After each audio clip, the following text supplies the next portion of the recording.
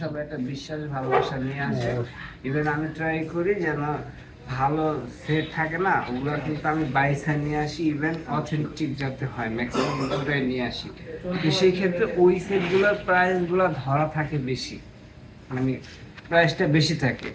আবার সেইখানে অনেক মানুষের কমপ্লেন থাকতে পারে এরকম যে রোহন ভাই আমি তো পাশে একটু কম পাইছিলাম, আপনার কাছে তো মনে হয় একটু বেশি, এরকম হইতে পারে। তো সব চিন্তা থেকেই মানে আমি সীমিত একটা লাভ করি, কথা কি বুঝছেন, সীমিত একটা লাভ করি। আর যারা বিশেষ করে বেশি দূরের থেকে আসে তাদের জন্য অত লাভের চিন্তা আমি করি না। আপনাকে বুঝতে পারছেন? হ্যাঁ। এখন এই আপনি যে বাজেট বলছেন এই বাজেটে তো এইটা পাবেন না। আমার কথা আবার রাগ করলেন নাকি?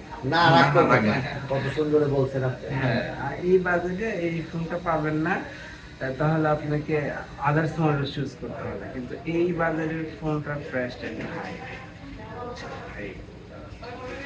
আর এটা দিয়ে দিব না 62 দিব না। আমি বলি ভাই আমি তো বাজারটা শীঘ্র হয়ে যায়। দিয়ে দেন মনে হয় দিয়ে দেন।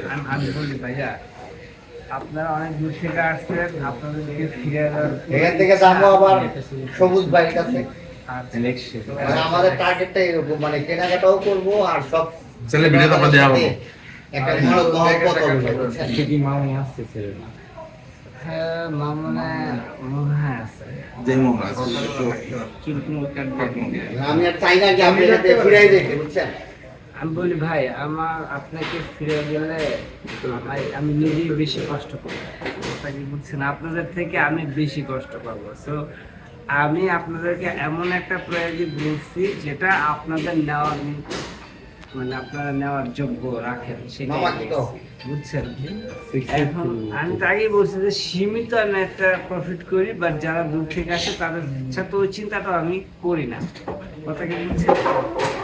তো ধরেন এই ফোনটা না, এই ফোনটা 69-এর নিচে আনতে যাইতো না। ওদেরকে বলে দিচ্ছি যারা দূর থেকে আসবে তাদের কাছ থেকে সবসময় কম রাখবো, কারণ তারা কিন্তু ভালোবাসে আসতে, অবশ্যই তারা গাড়ি ভাড়া দিতেছে,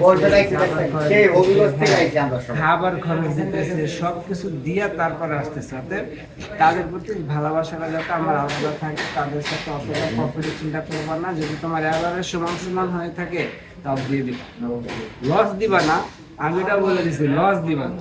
কারণ কি ভাই প্রতিদিন আমার এখানে অনেক লোক অসহায়, আমি বলি একটু অসহায় আসে, একটু বলি ভাই শোনেন, আগে না শুনলে বুঝবেন না, অসহায় আসে তাদেরকেও আমার একটু হেল্প করতে হয়। এখন যদি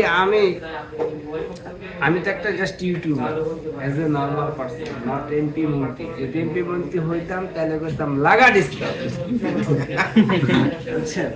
তো আবার এখান থেকে মানে সব চিন্তা করে আমি সীমিত লাভ করি। আমি এই দোকানের টাকা দিয়ে আমি চলবো ওই চিন্তা আমি করে এই দোকানটা দিই না।